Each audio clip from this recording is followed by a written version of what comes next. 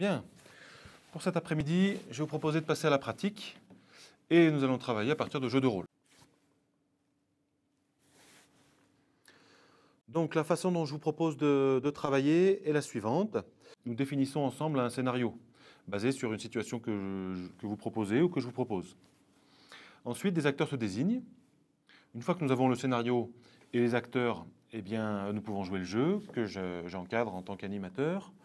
Une fois que la scène s'est déroulée, les acteurs s'expriment sur ce qu'ils ont vécu ou ressenti en tant que rôle qu'ils ont joué. Et puis, dans ce jeu, les spectateurs ont un rôle actif. Ils font un retour sur la base de points positifs, de ce qu'ils ont observé, et sur la base de propositions d'amélioration. J'ai bien dit proposition et pas critique.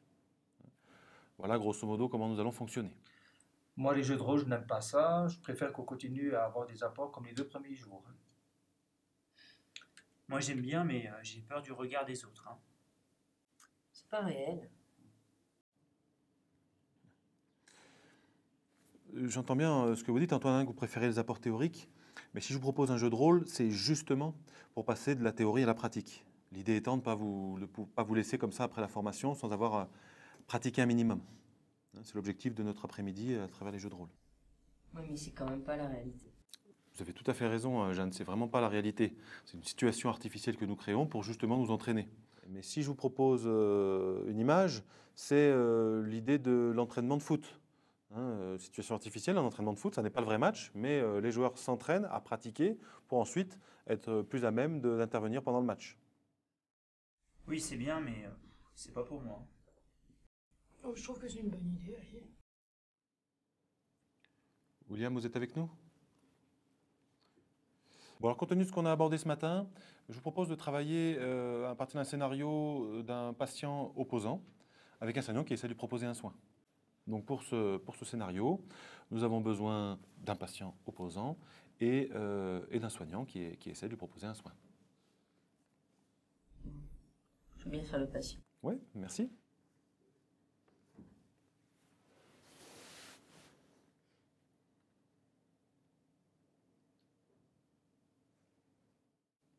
Oui, bah, si vous voulez, je veux bien faire le soignant. Merci à vous. Je propose que nous nous mettions en place pour le jeu. Bon, alors compte tenu de ce qu'on a abordé ce matin, je vous propose de travailler à partir d'un scénario d'un patient opposant, avec un soignant qui essaie de lui proposer un soin. Donc pour ce scénario, nous avons besoin d'un patient opposant et d'un soignant qui essaie de lui proposer un soin. Je veux bien faire le patient. Oui, merci Jeanne.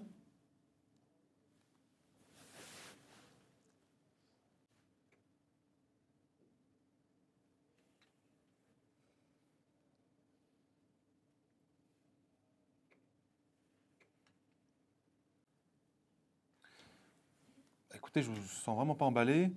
Du coup, ce que je vais vous proposer, c'est peut-être de travailler autrement. On va peut-être travailler en petits groupes. Je vais vous proposer de faire des trinômes pour jouer les jeux de rôle entre vous, avec un qui va jouer le patient, un qui va jouer le soignant et un autre qui va jouer l'observateur. Puis vous allez tourner, on va se donner 10-15 minutes pour que vous puissiez travailler sur ces situations-là. Ça vous va mieux comme ça? Oui. Parfait. Bah, écoutez, je propose qu'on se mette en place. Jeu de rôle, les points clés. Tout d'abord, oser proposer une telle activité. Si les participants sont souvent réticents au départ, ils sont souvent très satisfaits à l'arrivée. Ensuite, pensez à bien observer les réactions non verbales, mais aussi verbales, des participants, tant à l'exposé de la consigne que par la suite. Accueillez avec attention et bienveillance l'ensemble des remarques et réticences des participants. Reformulez les remarques et réticences des participants de façon non défensive, en exposant vos arguments pour soutenir votre projet d'activité. Dans la séquence proposée, vous avez pu voir l'utilisation de la métaphore de l'entraînement de foot pour susciter l'adhésion des participants. Et cela semble-t-il fonctionner avec certains. Une fois la consigne lancée, laissez le silence opérer, en vous mettant dans une posture manifeste d'attente sereine, afin de favoriser la réflexion et l'autodésignation des participants. C'est la stratégie numéro 1 que nous vous avons présentée. Sachez vous adapter et adapter votre consigne face à trop de résistance. En trouvant un compromis, c'était la stratégie numéro 2 que nous vous avons présentée lorsque nous avons proposé au groupe de travailler en trinôme. Vous pouvez ramener quelqu'un dans le groupe en lui demandant s'il est avec vous ou ce qu'il pense de ce qui vient d'être dit. C'est l'exemple que nous avons proposé avec le participant William qui utilisait son téléphone de façon un petit peu abusive.